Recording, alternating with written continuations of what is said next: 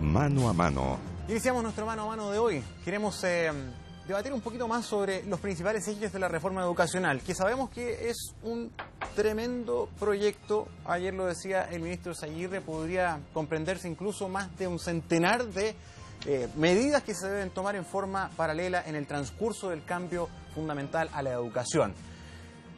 Estamos con el director ejecutivo de Idea País, Nicolás León, y Karina Delfino, concejala de la Quinta Normal y presidenta de la Juventud Socialista. A ver, en primer lugar, se definieron tres ejes prioritarios de aquí al 21 de mayo, como tres proyectos iniciales que son los más notorios: fin al copago, fin al lucro y fin a la selección en la educación. ¿Te deja conforme, marca un norte dentro del eje de la reforma? Sí, yo creo que es sumamente importante ir dando este tipo de reflexiones y además este tipo de señales de poder ir avanzando, sobre todo en un sistema educacional mucho más equitativo.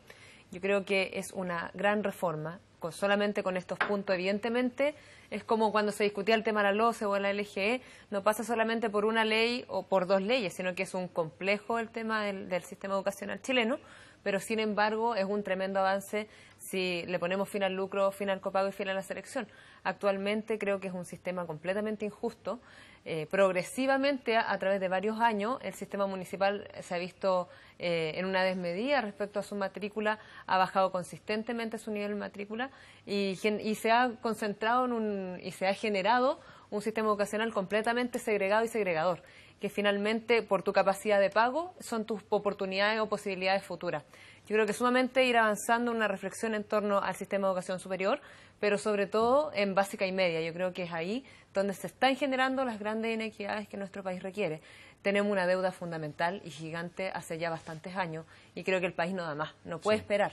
Pero, no, Nicolás, ¿quedaste más o menos claro o no sigue siendo esto un planteamiento muy genérico aún?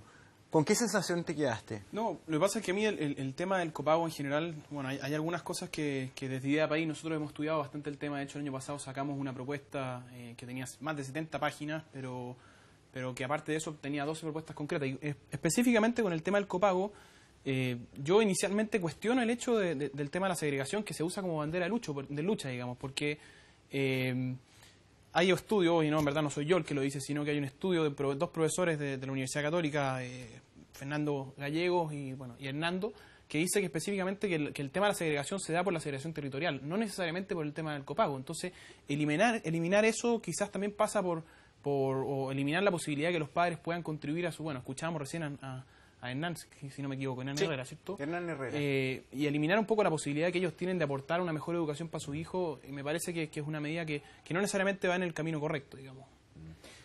Perdón, yo estoy completamente de desacuerdo. Yo creo que vivimos en un país que está segregado territorialmente, digamos. O sea, no es lo mismo vivir en Vitacura y cuando uno toma una micro desde Vitacura hasta Pudahuel, Cerro Navia, uno se da cuenta de la tremenda desigualdad que hay. Pero evidentemente no es solamente un tema territorial, sino que aquí lo que se está diciendo es que finalmente tú por pagar 0 o pagar 20, 30 mil pesos más que la familia puede generar ese copago, finalmente tú puedes optar a una mejor educación. Mientras que la idea acá es que la educación en sí misma pueda tener una mayor subvención, cosa de que no se determine por el nivel de pago de las familias que tengan para poder optar a una mejor educación. Pero ojo, es un tema solamente de subvención, Karina, porque si fuera solamente de recursos, y en esto estoy seguro que vas a coincidir conmigo, ni siquiera los colegios pagados, hay colegios pagados súper caros y que no tienen excelentes resultados en las mediciones.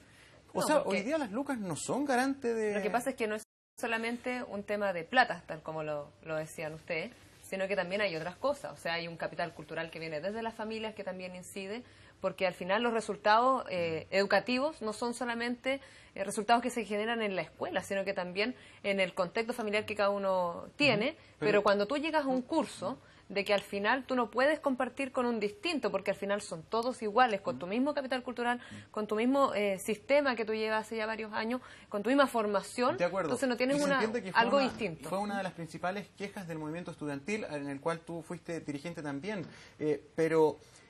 A ver, por el hecho de plantear una reforma como esta, ¿tú vas a conseguir que se acabe esta figura y vas a hacer que efectivamente la sociedad chilena se traslape. Vamos a tener en un futuro un Chile donde el alumno que viene de San Antonio como yo va a terminar como alumno de una escuela en el barrio alto con, no sé, otro roce. Sí. Por ley.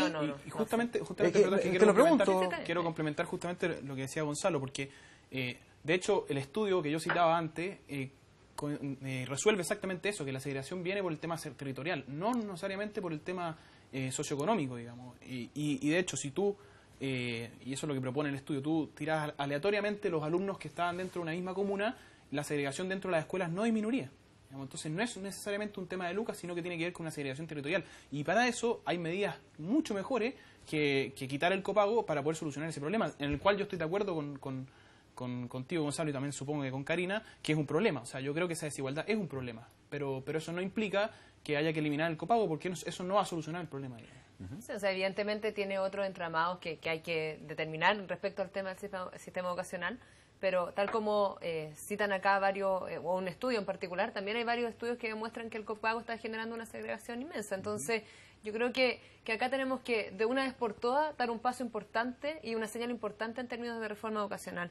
Y yo creo que dar estas tres señales creo que ya es un avance. Evidentemente que hay reflexiones y discusiones que supongo que se tienen que dar durante este tiempo. Estas son las primeras medidas durante los primeros 100 días de gobierno, pero evidentemente una reforma educacional involucra mucho más que esto. Ahora, creo que sí ayudaría la eliminación del copago a esta inmensa segregación que hay. Yo creo, yo creo que ya no va más. O sea, quiero insistir en eso, es una desigualdad tremenda lo que existe hoy día en el sistema educacional chileno. Qué difícil es poner las prioridades, Nicolás y Karina, cuando hay tantas necesidades simultáneas en las cuales atacar. Porque hemos escuchado expertos de diferentes entidades como la tuya, Educación 2020, distintos actores. Algunos quieren que se ponga como norte la calidad. Y algunos dicen, de la calidad no se ha hablado mucho. Anoche se le planteó al ministro y el ministro decía, no, si aquí estamos hablando de calidad, con estos tres primeros ejes vamos a combatir directamente la calidad. Otros dicen, no, pues si la calidad está directamente relacionada con la calidad del profesorado, con los contenidos. ¿Qué debería ser la prioridad? ¿Tú compartes que la prioridad son los tres ejes puestos de aquí al 21 de mayo?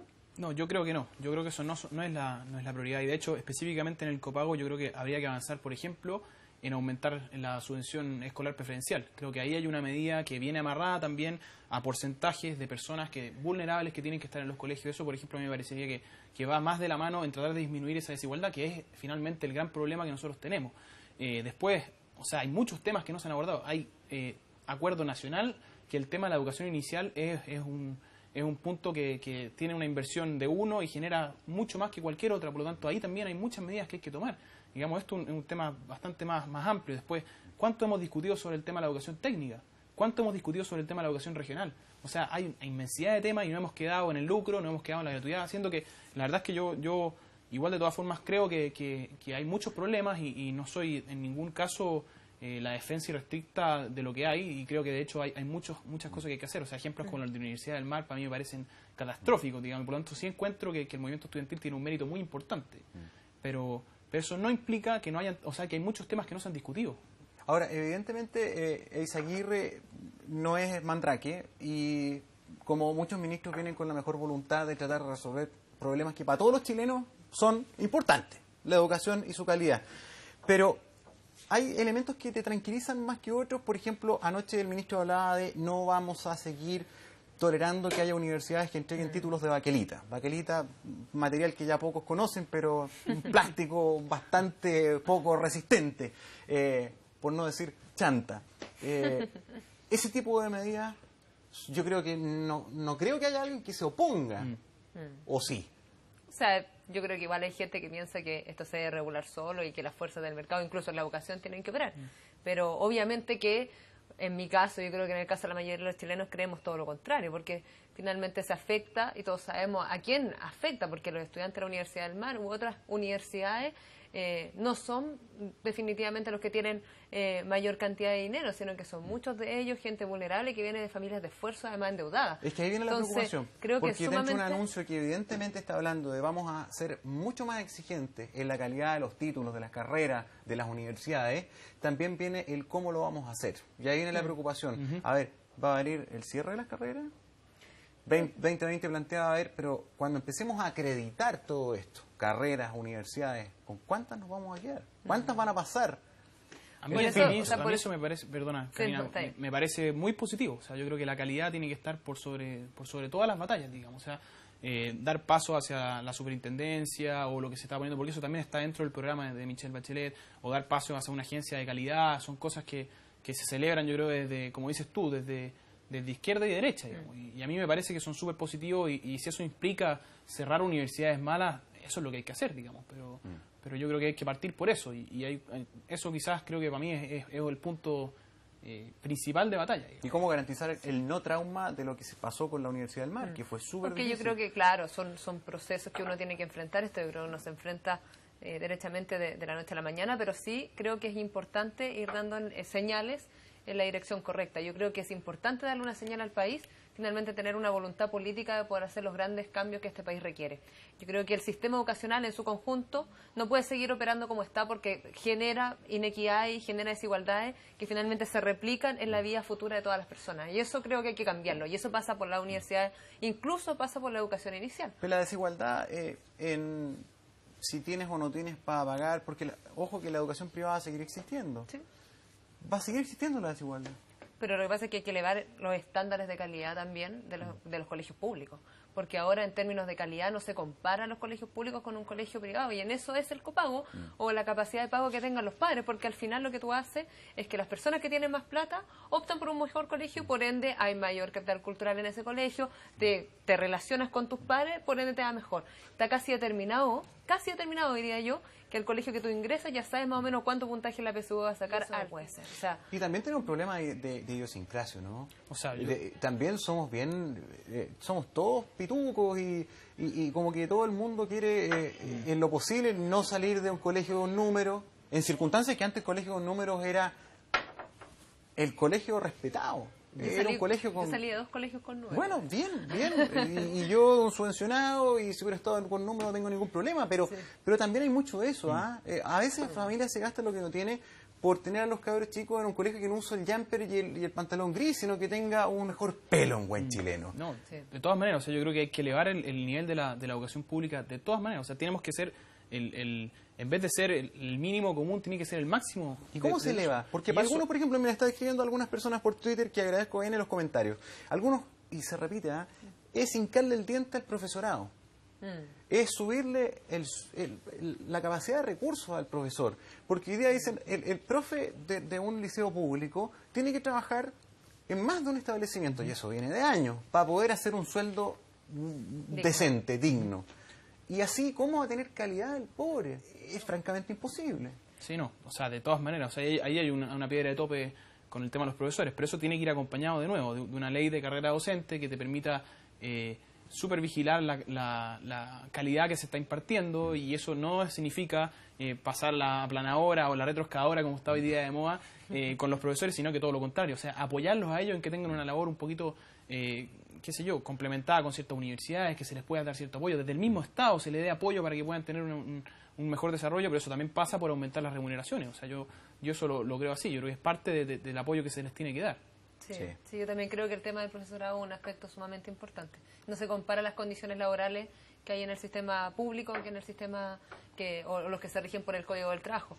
Y ojo, en el caso, por ejemplo, de muchos municipios que tienen ahora, son sostenedores de la educación municipal, incluso le deben algo básico, que son las cotizaciones previsionales de los profesores. Y tienen, o sea, los profesores, si quieren sacar un crédito, si quieren comprar una casa, si quieren, no sé, postular, no lo pueden hacer. Entonces, yo creo que esa parte la va a ser mínima, y por eso yo creo que también es sumamente importante el proyecto de desmunicipalización, porque creo que hay muchos municipios que no tienen los recursos definitivamente para poder sostener una carga tan pesada como el sistema educacional. Y también cómo se logra la sinergia entre aquellos municipios que lo hicieron bien. Sí, lógico, si hay municipios ¿Cómo que se aprovecha la experiencia pero no son todos, en estas nuevas unidades? Y además no se puede tirar el tema de la educación al azar si es que el municipio hace o no hace una buena gestión. Porque hay municipios con su debido derecho de que no priorizan en la educación en su comuna. O tienen otros incendios que apagar. Tienen otros incendios o muchas veces, sin acusar a nadie en particular, pero quizás esos recursos se utilizan para otras cosas, les generan deudas, después vuelven a poner esos recursos, etcétera, etcétera, etcétera, y al final los perjudicados, ¿quiénes son? Los alumnos y los profesores. Sí, y creo que eso no puede seguir funcionando. vamos a tener, me imagino yo, otras jornadas para seguir conociendo el detalle de estos cambios en la educación que es tan importante y deseable para nuestro país. Gracias, Nicolás. Gracias por Karina. la invitación. Gracias, Gonzalo, por la invitación.